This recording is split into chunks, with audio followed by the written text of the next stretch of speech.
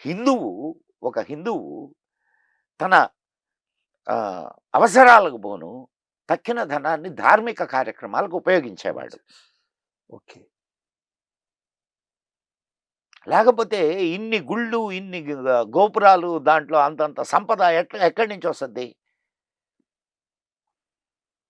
Sir ఇప్పుడు మీకు సోమనాథ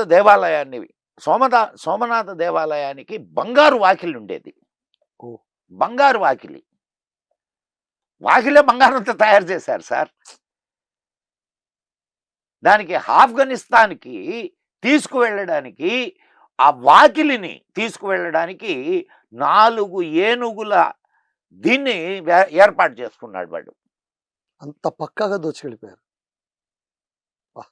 ఒక్కసారి ఎళ్ళిరండి మీరు సోమనాథ్ దేవాలయానికెళ్ళి, సోమనాథ్ దేవాలయంలో అక్కడ దొరికినటువంటి అంటే ఆలయ శిల్పాలు అవన్నీ ఉన్నాయి. పడగొట్టి భయంకరంగా ధ్వంసం చేసిన శిల్పాలు.